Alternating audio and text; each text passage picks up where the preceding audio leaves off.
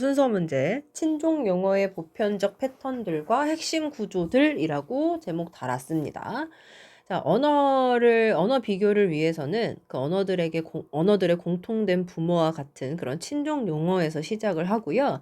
그 친족 명칭의 존재 여부는 핵심어의 체계로 예측이 가능하고 약간 덜 중심적인 관계는 그 핵심어를 변형을 해서 대부분 표현이 됩니다. 그래서 비교를 통해서 언어들의 친족 표현 유형을 좀 체계적으로 알 수 있다라는 내용의 글이에요. 자, if부터 가고요. 자, 만약 당신이 are going to compare languages라 그랬어. 언어를 비교할 려면 그래서 예정하고 있던 거를 좀 나타낼 때 사용하는 게 be going to죠. 뭐뭐 할 생각이다, 계획이다 이렇게 갑니다. 그것은 가주어입니다. to 이하가 진주어가 돼요. 자, 시작하는 것이 도움이 됩니다. 자, 뭐로 시작을 합니까? something으로 시작을 하는 게 도움이 된대. 그런데 어떤 something이야? You are confident. 네가 확신하는 무언가로 말이지. 그치? 근데 뭘 확신하냐면 confident 뒤에 지금 명접대 빠져 있어요. You can find. 너가 찾을 수 있다라고 확신하는 무언가야. 여기 find 뒤에 지금 목적어가 없어서 이때 대신 목관대 대시라는 걸 알 수가 있어요. 네.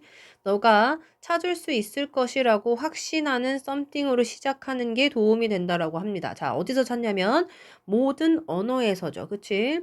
자, 모든 언어에서 너가 찾을 수 있다라고 확신하는 것으로 시작하는 것이 언어를 비교하려고 할 때 도움이 된다라고 이야기를 합니다. Take for example. 자, 예를 들어서 take science예요. take for example science. 사인을 예로 들다. 혹은 word 단어를 예로 들자. 이런 소리죠. 뭐에 대한 엄마와 아빠를 가리키는 그런 사인이나 단어를 좀 예시로 들자. 자, 만약 우리가 add 더하는 거야. 다른 가족 관계를 어디에 더하냐면 이 범주에 집어 넣은다면 여기서 이 범주 뭐였어? 엄마와 아빠를 나타내는 sign or words 요거를 가리키는 거야. 나타낸다면까지. 자, 그런데 son, 뭐 grandmother, aunt, brother-in-law, cousin 요런 것과 같은 그런 다른 가족의 관계들을 엄마, 아빠라는 사인이나 월드라는 이 범주에 집어넣는다면 우리는 are defining, 규정하는 중일 거야. 뭐를? 범주를. 뭐에 대한 범주예요? kinship terminology가 이게 바로 어휘 체계의, 그러니까 친족 어휘 체계의 란 소리야. 친족 어휘 체계의 범주를 규정하게 됩니다. 정의하게 됩니다. 제 앞에서 언어 비교는 모든 언어에서 발견할 수 있다고 확신하는 것부터 시작하는 게 도움이 된다 그랬고 그거에 대한 예시가 엄마 아빠를 가리키는 사인이나 그다음에 단어들이었어. 그치? 그래서 이 범주 즉 엄마 아빠를 나타내는 사인이나 그 단어들에 아들 할머니 이모 형부 뭐 사촌과 같은 다른 가족 관계를 추가하면 우리는 이제 친족 어휘 체계의 범주를 정의하게 되는 거라는 거죠. 자, comparative 비교의 유형학적 그 연구들이죠. 뭐에 관한? 친족 어휘 체계에 관한 그 비교 유형학적 그 연구는 have discovered 발견했습니다. 뭐를? 대절 볼게요.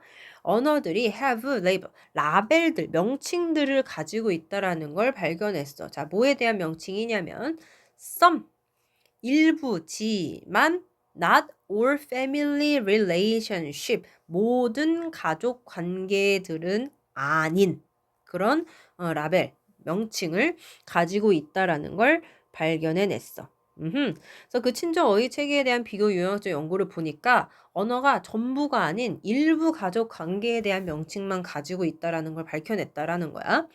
자, 그리고 probability 무슨 뜻입니까?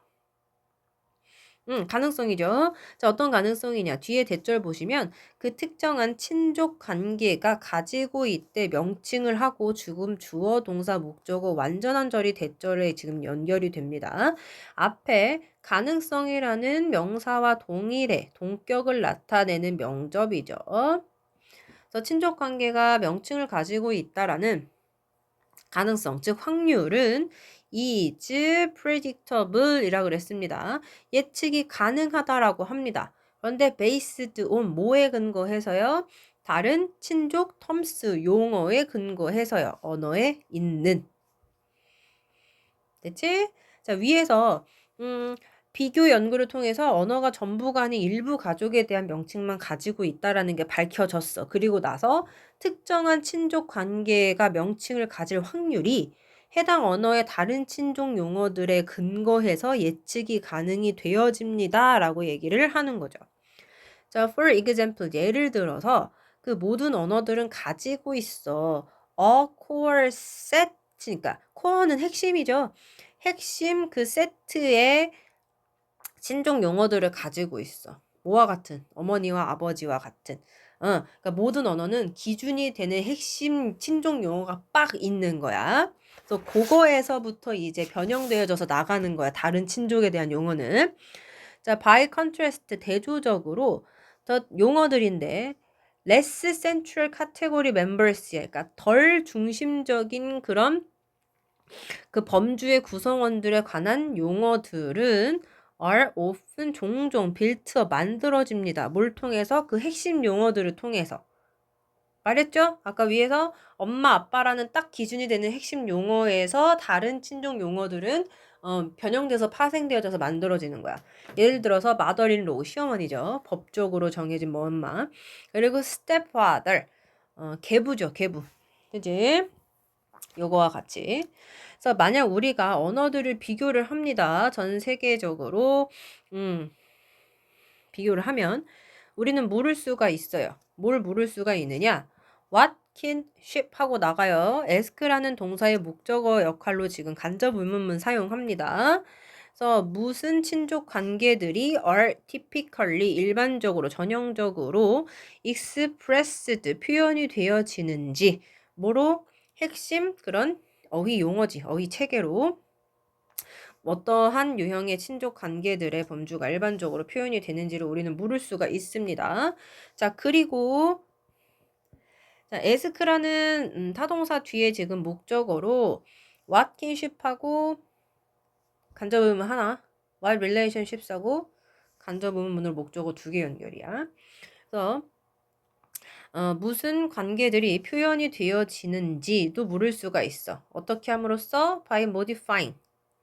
수정이죠. 수정함으로써 바꿈으로써 그 핵심 어휘 체계를 변형시킴으로써 자, 요것도 형광펜.